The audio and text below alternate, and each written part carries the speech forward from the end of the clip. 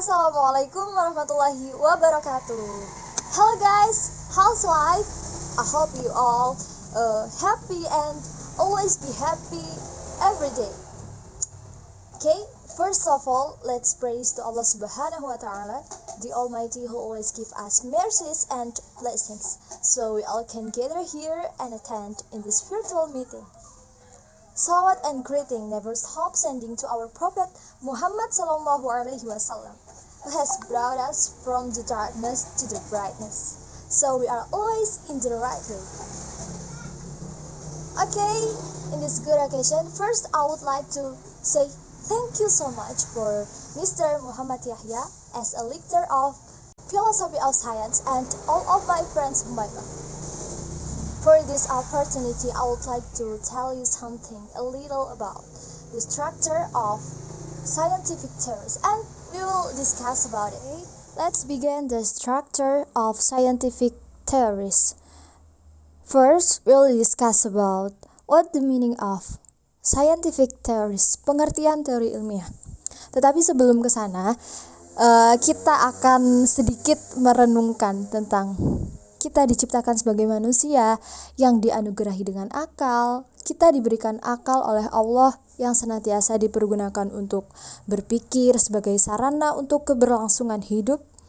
Dan dengan akal ini bisa menjadikan kita mampu menjangkau pemahaman sesuatu yang akan mengantarkan kita, menjadikan kita dan mendorong kita untuk berakhlak luhur. Nah, dengan akal ini kita juga bisa mengkaji dan meneliti fenomena gejala yang terjadi di alam sekitar dan yang akhirnya membuahkan hasil berupa kesimpulan. Kemudian kesimpulan inilah yang menjadi lahir teori yang kemudian mengalami perkembangan dan mengalami pergulatan pemikiran di antara para peneliti, karena setiap argumen atau teori itu kan gak semuanya pro, pasti ada yang pro dan ada yang kontra, begitu. Jadi sebenarnya teori itu apa sih? Jadi menurut bahasa, teori berasal dari bahasa Latin theoria yang artinya perenungan, di mana thea adalah cara pandang atau hasil pandang. Jonathan Turner mendefinisikan teori sebagai sebuah proses mengembangkan ide-ide yang membantu kita menjelaskan bagaimana dan mengapa suatu peristiwa itu terjadi. Kemudian teori menurut Kerlinger adalah a theory is a set of interrelated constructs or concepts, definitions, and propositions that present a systematic view of phenomena by specifying relations among variables with the purpose of explaining and predicting the phenomena. Maksudnya apa? Jadi di dalam definisi ini terkandung 3 konsep penting. Yang pertama adalah bahwa teori itu merupakan satu set proposisi yang terdiri atas konsep-konsep yang berhubungan. Kemudian yang kedua, teori memperlihatkan hubungan antara variabel atau antar konsep yang menyajikan suatu pandangan yang sistematik tentang fenomena. Dan yang terakhir adalah teori harus menjelaskan variabelnya dan bagaimana variabel itu berhubungan. Jadi dapat kita simpulkan bahwa teori itu sebagai seperangkat konsep atau konstruk, pemikiran kritis atau definisi untuk menjelaskan suatu peristiwa, kejadian, atau fakta. Teori juga dapat dipahami sebagai deskripsi terhadap sesuatu yang dibangun melalui hipotesis, analisis, proposisi, dan variabel yang ada. Sedangkan karena teori ilmiah berarti berasal dari kata teori dan ilmiah, kita sudah mengetahui arti teori itu. Sekarang kita akan membahas tentang ilmiahnya. Kata ilmiah itu diambil dari kata ilmu, sehingga kata ilmiah dimaknai sesuatu yang sesuai dengan metode dan prinsip keilmuan. Di antara prinsip ilmu itu sendiri antara lain logis, sistematis, dan dapat dibuktikan, di mana kesemua prinsip ini sudah tercantum di pengertian teori menurut Kerlinger yang sudah saya jelaskan tadi. Salah ada pertanyaan, apakah kera berevolusi menjadi manusia? Sebenarnya itu sendiri adalah pertanyaan yang salah ya, karena yang bisa berevolusi itu spesies, sementara kera itu bukan nama spesies.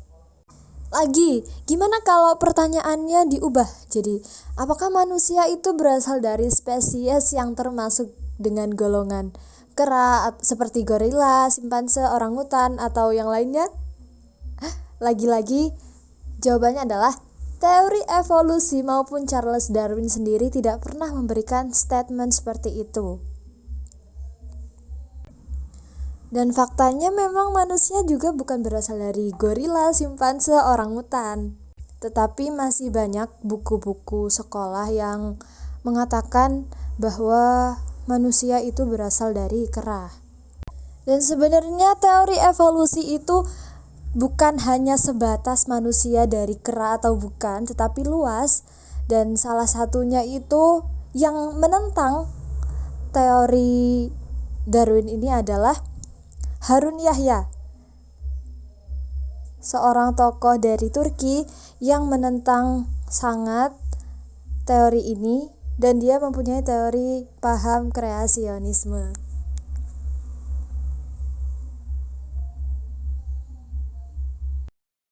Oke, berikutnya kita akan membahas tentang fungsi teori ilmiah.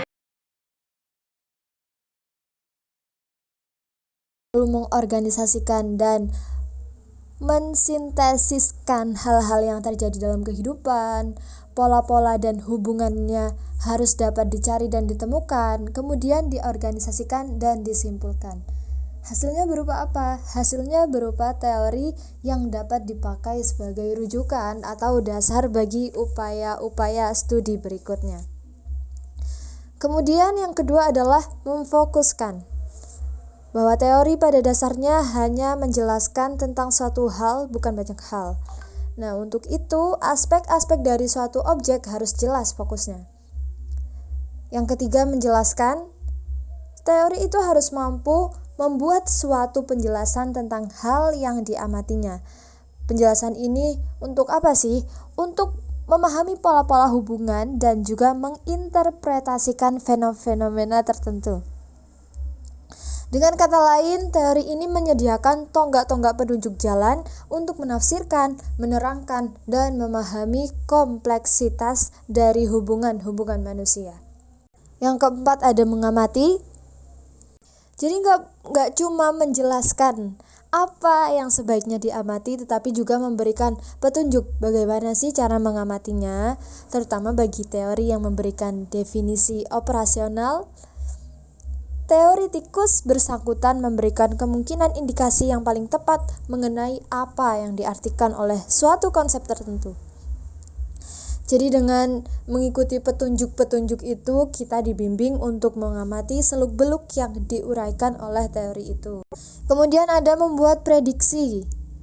Nah, ini berdasarkan data dan hasil pengamatan, maka kita harus dapat membuat suatu perkiraan tentang keadaan yang akan terjadi apabila hal-hal yang digambarkan teori itu juga tercermin dalam kehidupan di masa sekarang. Yang keenam, heuristik, membantu proses penemuan. Bahwa ada yang bilang teori yang baik melahirkan penelitian. Teori yang diciptakan harus dapat merangsang timbulnya upaya-upaya penelitian selanjutnya. Lalu ada mengkomunikasikan pengetahuan. Jadi teori itu harus dipublikasikan ya, didiskusikan dan terbuka terhadap kritikan-kritikan sehingga bisa dilakukan penyempurnaan teori. Lalu yang kedelapan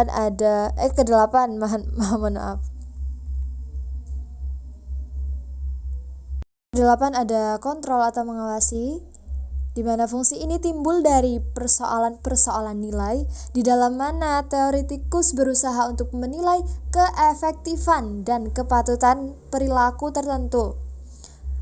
Fungsi teori ini maksudnya sebagai sarana pengendali atau pengontrol tingkah laku kehidupan manusia. Dan yang terakhir adalah generatif.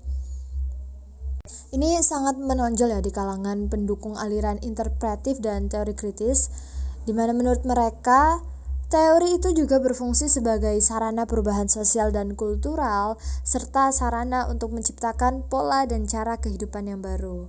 Jadi dari penjelasan saya tadi dapat disimpulkan bahwa teori ilmiah itu mempunyai beberapa fungsi, diantaranya adalah mengorganisasikan, menyimpulkan, memfokuskan, menjelaskan, mengamati, membuat prediksi, membantu proses penemuan, mengkomunikasikan pengetahuan, serta mengawasi atau mengontrol pengetahuan itu sendiri. Kita memasuki bagian terakhir dari materi ini, yaitu struktur teori ilmiah. Struktur teori ilmiah terdiri atas 5 yang saya kutip. Yang pertama adalah teori ilmiah itu harus mampu menjelaskan fakta-fakta yang diamati sebagai konsekuensinya secara logis sudah semestinya.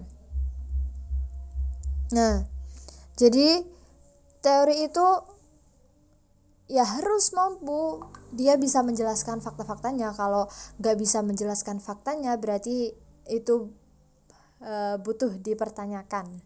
Yang kedua adalah teori ilmiah harus sesuai dengan teori-teori lain. Kemudian yang ketiga, teori ilmiah itu harus bebas dari hipotesis-hipotesis khusus.